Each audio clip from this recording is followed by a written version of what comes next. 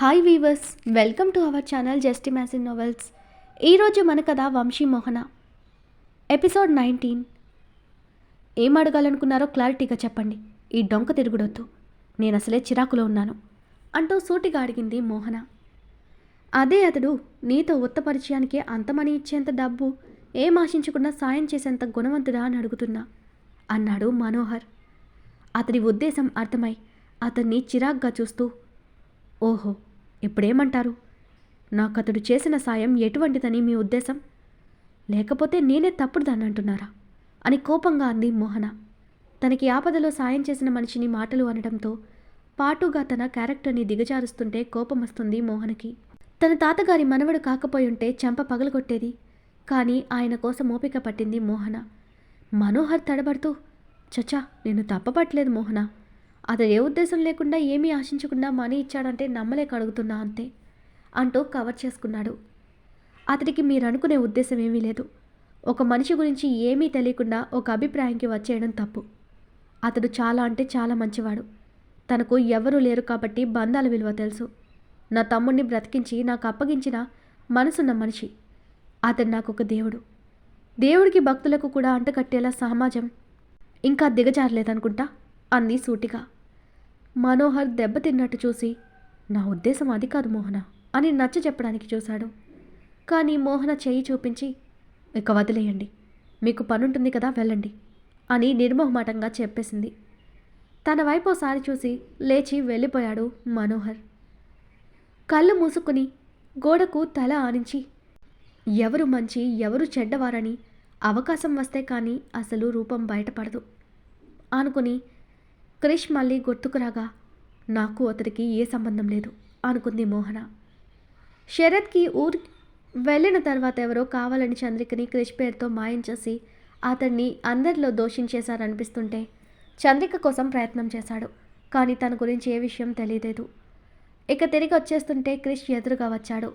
శరత్ క్రిష్ని చూడగానే కారాపి, రే క్రిష్ అని అరిచాడు.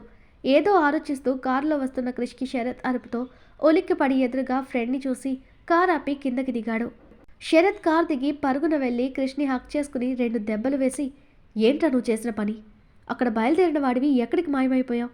నువ్వేమయ్యావో ఎక్కడ ఉన్నావో తెలియక నేనెంత టెన్షన్ పడ్డానో తెలుసా? అసలు లండన్లో ఫ్లైట్ ఎక్కి నువ్వు ఇండియా రాకుండా ఎక్కడికి వెళ్ళావు? నీ ఫోన్ ఏమైంది కృష్ణ అంటూ వరుసగా ప్రశ్న వేస్తున్న శరత్ మాటల్లో అతను తన కోసం ఎంత టెన్షన్ పడ్డాడో అర్థమై శరత్ని హక్ చేసుకుని, సారీరా అని బాధగా అన్నాడు క్రిష్. రే, నువ్వు సారీ చెప్పడం ఏంటి అంటూ క్రిష్ వీపు తట్టి దూరం జరుగుతూ, అసలు ఇండియాకి ఎప్పుడొచ్చావు? ఎలా ఇండియా వచ్చావంటూ క్రిష్ వాలకం అప్పుడు గమనించాడు శరత్. అతని కళ్ళలో ఏదో బాధ, మొహమంతా పీక్కుపోయినట్టుంది. గడ్డం పెరిగి కళ్ళు కూడా లోపలికి వెళ్ళిపోయాయి. ఏమైంది కృష్ణ, ఎందుకురా ఇలా అయిపోయావు?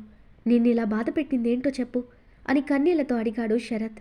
ఇప్పటిదాకా క్రిష్ని అలా ఎప్పుడో చూసి ఎరగడు అతను. క్రిష్ శరత్ కాళ్ళు తుడిచి, అదంతా తర్వాత, కానీ మోహన ఎలా ఉందిరా అని అడిగాడు. తన గురించి నీకు చాలా ముఖ్యమైన విషయం చెప్పాలరా అంటూ క్రిష్ చేయి పట్టుకుని కారులో కూర్చోబెట్టిన శరత్ అతడి చేతిని అలాగే పట్టుకుని, కృష్ణ, నేను చెప్పే విషయం విన్న తర్వాత ఆవేశపడకుండా ఏం చేయాలని ఆలోచించు. ఆవేశపడినని నాకు మాట ఇవ్వనరు. ముందుగానే కృష్ణని లాక్ చేశాడు శరత్. శరత్ మాటల్లోనే ఏదో జరిగిందని సెన్స్ చేస్తూ, అలాగే ఆలోచించి చేస్తాను అని ఒత్తి పలికి, చెప్పు ఏం జరిగింది అని గంభీరంగా అడిగాడు క్రిష్. మోహన తనతో చెప్పిన విషయాలన్నీ చెప్పి కార్తీక్ అనారోగ్యం గురించి కూడా చెప్పాడు శరత్. జరిగిందంతా వింటున్న క్రిష్ కళ్ళు కోపంతో ఎర్రగా మారి పిడికిళ్ళు బిగుసుకుంటూ ఉంటాయి. జరిగిన వాటిని చెప్పిన శరత్, ఎవరు చేశారో తెలియదు, కానీ మీ వాళ్ళు నువ్వు చేసినట్టు ఎందుకు మోహనతో చెప్పారో తెలియడం లేదు కృష్ణ. పాపం మోహన పరిస్థితి చూస్తే చాలా బాధగా ఉంది. దెబ్బ మీద దెబ్బ పడినట్టు తన తండ్రి పోయిన తీరకముందే ఇలా ఒకేసారి చెల్లేమైందో తెలీదు. తమ్ముడి ఆరోగ్యం దెబ్బతిని చావంచుల దాకా వెళ్ళాడు. పాపం తను ఎలా భరుస్తుందో. నీకు ఇంకొక ఇంపార్టెంట్ విషయం చెప్పాలి కృష్ణ. మీ నాన్న నానమ్మని గురించి చెడుగా చెప్పిన మోహన మనసులో నీ మీద ఇసుమంతైనా అనుమానం లేదు. నువ్వు తప్పు చేయమని బలంగా నమ్ముతుందని హ్యాపీగా చెప్పాడు శరత్. ఆ మాట వినగానే క్రిష్ కళ్ళల్లో నుండి కన్నీళ్లు చెంపలపై జారాయి. గట్టిగా కళ్ళు మూసుకుని మోహనని తలుచుకుంటూ, నన్ను క్షమించు మోహన అని మనసులో క్షమాపణ చెప్పుకున్నాడు క్రిష్. తాను ఇంత చెప్తున్నా క్రిష్ ఏమీ మాట్లాడకపోవడం చూసి ఏంట్రా అని అతని చెయ్యి పట్టి కుదుపుతూ అడిగాడు శరత్. ఏమీ లేదని తలూపి శరత్ని హక్ చేసుకుని, థ్యాంక్స్ రా, నేను చెయ్యలేని సహాయం తనకి నువ్వు సమయానికి అందించి తన తమ్ముడి ప్రాణం కాపాడావు. నువ్వు చేసిన మేలు నేను బ్రతుకున్నంత వరకు మర్చిపోలేనంటూ ఎమోషనల్ అయ్యాడు కృష్ణ. రే క్రిష్, అలా మాట్లాడితే చంపేస్తా నిన్ను. నేను ఇలా ఉన్నదే నీ దయతో కదరా. అయినా అక్కడ నేను ఖర్చు పెట్టిన ప్రతి పైసా నీ కష్టార్జితం. నువ్వు నాకు థ్యాంక్స్ చెప్పడం ఏంటి అని కౌగిలించుకున్నాడు శరత్. క్రిష్ చిన్న స్మైల్ ఇచ్చి, నేను టైంలో తనని అండగా నిలిచావు, అందుకు థ్యాంక్స్ చెప్పాలే, కానీ నువ్వు మోహన దగ్గరికి వెళ్ళు, తనకు కావాల్సినవి చూడు, నాకు కొంచెం పనుంది, చూసుకుని వస్తాను. అలాగే నేను ఇక్కడే ఉన్నాననే విషయం తనకు చెప్పకు. నేను వచ్చాక తనతో అన్ని విషయాలు చెప్తాను, నీకు కూడా అన్నాడు క్రిష్. శరత్ అనుమానంగా క్రిష్ వైపు చూస్తూ, ఆ విషయంలో ఏ నిర్ణయం తీసుకో కృష్ణ. నువ్వేదైనా చేసే ముందు మోహనని దృష్టిలో పెట్టుకుని చేయి అని మరోసారి హెచ్చరించి క్రిష్ని హక్ చేసుకుని వదిలి తన కోర్లో మోహన దగ్గరకు శరత్ బయలుదేరితే క్రిష్ తన ఇంటికి స్టార్ట్ అయ్యాడు. మోహన మాటలకి మనోహర్ ఈగో దెబ్బతినడంతో తన తల్లిదండ్రుల దగ్గరకు వెళ్ళి, మోహన్ నేను ఇప్పుడే పెళ్లి చేసుకోవాలనుకుంటున్నాను, మీరే తనని ఒప్పించి మా పెళ్లి జరిపించండి అని ఖచ్చితంగా చెప్పాడు మనోహర్. కొడుకు మొండితనం తెలిసి వాళ్ళు ఆలోచనల్లో పడ్డారు. నిజానికైతే వాళ్ళకి మొదటి నుండి ఏమీ లేని మోహనని తమ కోడలిగా చేసుకోవడం నచ్చకపోయినా పెద్దాయన మాట కాదనలేక ఇష్టమే అన్నట్టున్నారు. శర్మగారు చనిపోయాక ఇక సంబంధం వద్దనుకుందామనుకుంటే పూజారి గారు ససేమిరా అనడంతో పాటు మనోహర్ కూడా మోహననే పెళ్లి చేసుకుంటానని పట్టుబట్టడంతో ముక్కు మీద బట్ట వేసుకుని తప్పక సరే అన్నారు. తర్వాత క్రిష్ మోహన్ని పెళ్లి చేసుకుంటానని ఊరందరి ముందు చెప్పడంతో పాటు పూజారి గారికి కూడా ఖచ్చితంగా చెప్పడంతో ఆయన కూడా మనోహర్కి నచ్చజెప్పి పెళ్లి క్యాన్సిల్ చేశారు. కానీ ఇప్పుడు ఆయన లేని స్థితిలో ఉండడం, ఇంకా మోహన ఒంటరిగా ఉండడంతో అదే మంచి టైం ఆమెని తన దారిలోకి తెచ్చుకుని పెళ్లి చేసుకోవాలనుకున్నాడు మనోహర్. పంతంగా కొడుకు మోహనని కావాలి అనడం అతడి తల్లిదండ్రులకు అస్సలు నచ్చలేదు. ఏంటండి వీడు, ఆ దరిద్రం దానంతట అదే పోయిందనుకుంటే వీడే వెళ్ళి కౌగిలించుకుని వస్తానంటున్నాడు, ఏదో ఒకటి వేసి వాడి మనసు మార్చండి అని మనోహర్ తల్లి సునీత అంది. ఏంటి చేసేది, వాడెంతమండో నీకు తెలీదా? మీ నాన్న మాట అయినా వింటాడు, కానీ నా మాట ఎప్పుడైనా విన్నాడటే అంటూ సాగతీశాడు గంగాధర శాస్త్రి. అంతా నా కర్మ, ఒక్కరూ నా మాట వినరు అంటూ తల కొట్టుకుంది సుమతి. అప్పుడే అక్కడికి వచ్చిన మనోహర్ వాళ్ళ వంక చూసి, ఇంకా ఇక్కడే ఉన్నారేంటి, వెళ్ళి దాంతో మంచిగా మాట్లాడి తాతయ్య పేరు అడ్డం పెట్టి తనని పెళ్ళి కొప్పించండి అని ఎలా ప్రొసీడ్ అవ్వాలో ఐడియా ఇచ్చాడతనే. చేసేది లేక మోహన దగ్గరకు వెళ్ళింది సునీత. కార్తీక్కి టిఫిన్ లైట్గా తినిపించి టాబ్లెట్స్ వేసి పడుకోనన్న అంటూ వాడిని జోకొడుతూ ఉండగా అక్కడికొచ్చిన సునీత మోహన నవ్వు పొలుముకుని, ఎలా ఉన్నాడు బాబు అంది వస్తూనే కార్తీక్ మీద అభిమానం ఒలకబోస్తూ. ఆమెని చూసి మోహన పలకరింపుగా నవ్వి, ఇప్పుడు పర్వాలేదండి, కూర్చోండి అంటూ తమ కూర్చున్న చైర్ ఆవిడకిచ్చి మోహన లేచి కార్తీక్ పక్కన బెడ్ మీద కూర్చుంది. మోహన, నీతో కాస్త మాట్లాడాలి. ఇక్కడ బాబుకి ఇబ్బందిగా ఉంటుంది, అలా బయటకు వెళ్ళి కూర్చుందామా అంది సునీత. కార్తీక్ అప్పటికే మగతగా నిద్రపోవడంతో సరే అంటూ బాబుకి బ్లాంకెట్ సరిగ్గా వేసి ఆవిడ వెంట బయటకు నడిచింది మోహన. గార్డెన్లో కూర్చుని కాసేపు తటపటాయించి చివరకు నోరు విప్పింది సునీత. మోహన, ఇలాంటి టైంలో నీతో ఇలా మాట్లాడడం తప్పో రైటో నాకు తెలీదు, కానీ మా నాన్న కోసం తప్పక అడగాల్సి వస్తుంది. నువ్వంటే ఆయనకి ఎంత మమకారమో నీకు కూడా తెలుసు. నేను ఎప్పటికీ వదులుకోకూడదనే నా కొడుకుకి నీకు పెళ్లి చేయాలనుకున్నాము. అది జరగలేదనే దిగులెక్కువై ఇలా ప్రాణాల మీదకు తెచ్చుకున్నారు. ఇప్పుడు ఆయన బ్రతకాలంటే ఆయన మనోవేదన తీర్చమని డాక్టర్లు చెప్పారు. కానీ అది మా చేతులలో లేదు కదా తల్లి. నువ్వు వేరే ఎవరినో పెళ్లి చేసుకుంటున్నావని తెలిసి నా కొడుకు కూడా చాలా బాధపడ్డాడు. వాడు సహజంగానే ఏ అమ్మాయి వంక కన్నెత్తి చూడ్డు. అలాంటిది పెళ్లి చూపుల్లో నేను చూడగానే నచ్చావని నీతో జీవితం ఊహించుకున్నాడు. అది జరగదని తెలిసి వాడు చాలా బాధపడ్డాడు. మీ నాన్న కూడా నిన్ను మా ఇంటి కోడల్ని చేస్తామని మాటిచ్చాడు. ఆ మాట నిలబెట్టు అని అడగాలనున్నా నిన్ను బలవంతంగా మా వాడికి కట్టిపెట్టినట్టవుతుంది. మా నాన్న కూడా వాడికి ఆశలు కల్పించి బాధ పెట్టానని మరింత కృంగిపోయి ఇలా అయ్యారు మోహన. ఇప్పుడు నువ్వు తప్ప నా కుటుంబాన్ని తిరిగి మామూలు చేసేవాళ్ళు లేరు. కావాలంటే నీ కాలు పట్టుకుంటాను. నా కొడుకుని పెళ్లి చేసుకుని నా కొడుకుని మా నాన్నని మాకు దక్కించు మోహన అంటూ కన్నీళ్లతో చేతులు జోడించి అడిగింది సునీత. మోహన్కి ఆవిడ చెప్పే ఒక్కో మాట ముళ్ళులా గుచ్చుకున్నాయి. నిజమే, తన తండ్రి తనని మనోహర్కిచ్చి పెళ్లి చేస్తానని మాటిచ్చాడు. కానీ తన ప్రమేయం లేకుండానే ఎవరెవరో తన జీవితం గురించి నిర్ణయం తీసుకున్న దాన్ని పాటించి నా కోసం ఆలోచించి మనసు కష్టపెట్టుకున్న వాళ్ళని బాధ పెట్టాలా అని ఆలోచిస్తూ సునీత వైపు చూసి నాకు కాస్త టైం ఇవ్వండి, ఆలోచించి మీకు నా నిర్ణయం చెప్తాను అంటూ తండ్రి గుర్తు రాగానే బాధగా లేచి వెళ్ళిపోతున్న మోహన్ని చూస్తూ కన్నింగా నవ్వుకున్న సునీత అదంతా చాటుగా వింటూ అక్కడికొచ్చిన మనోహర్ని చూసి ఎలా చెప్పాను అని గర్వంగా అడిగింది. నువ్వు నా కంత్రి అమ్మవి కదా, ఎవరిని ఎక్కడ తొక్కాలో నీకు బాగా తెలిసే అమ్మా. తాతయ్య లేచేసరికి మా పెళ్ళి అవ్వాలి.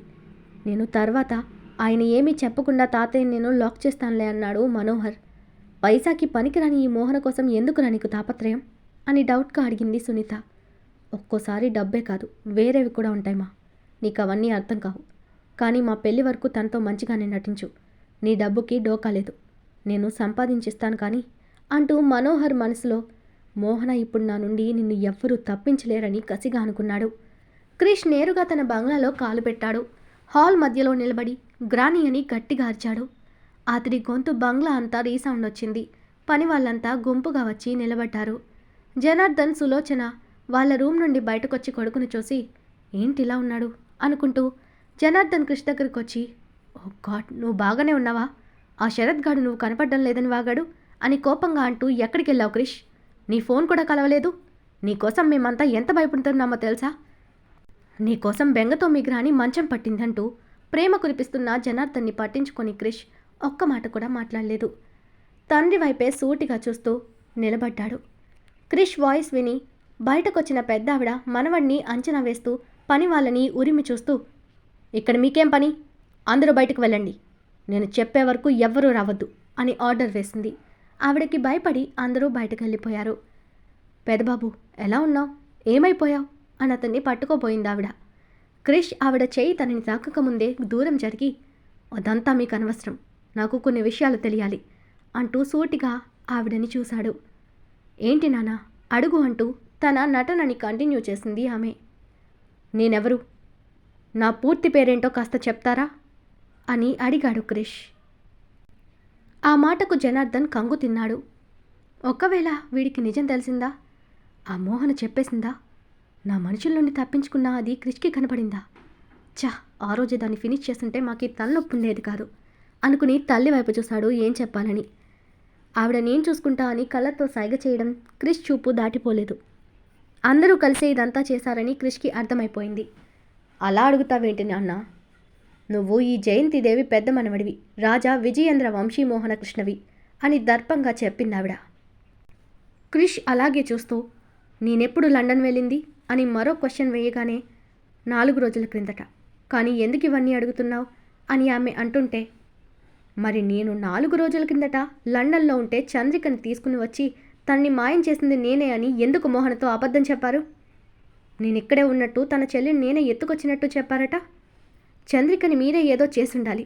మీరు ఇంత దిగజారడానికి కారణం నేను మోహనని పెళ్లి చేసుకోవడం నచ్చక తనని నా లైఫ్లో నుండి పంపడానికి చేశారు.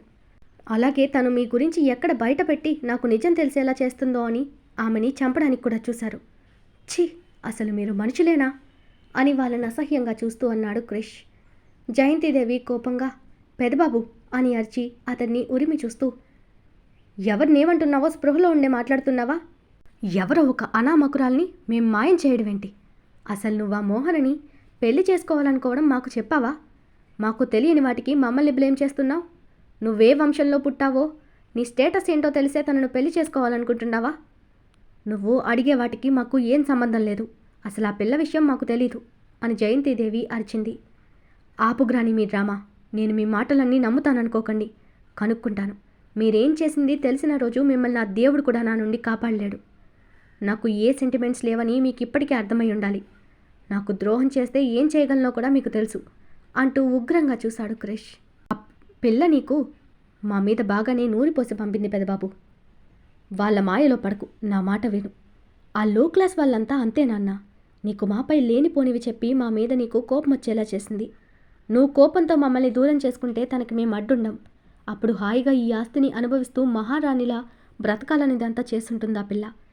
నా అనుమానం ఏంటంటే తానే తన చెల్లిని దాచేసిలా మాపై లేనిపోని నిందలు వేస్తుందంటూ మోహన మీద నోరు పారేసుకుంటున్న జయంతిదేవిని క్రిష్ అసహ్యంగా చూస్తూ ఆపుతావా గ్రాని నీ మాటలు?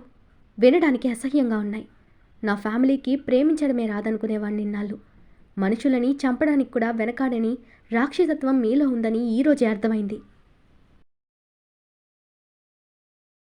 ఈరోజు మన కథ ఇక్కడితో కంప్లీట్ అయింది. ఈ స్టోరీ మీకు నచ్చినట్టయితే ప్లీజ్ స్టోరీని లైక్ చేసి కామెంట్ రూపంలో మీ అభిప్రాయాన్ని తెలియచేయండి. అలాగే ఛానల్ని సబ్స్క్రైబ్ చేసుకుని షేర్ చేసి మాకు సపోర్ట్ చేయండి. నెక్స్ట్ అప్డేట్తో మళ్ళీ కలుద్దాం. అంతవరకు బాయ్.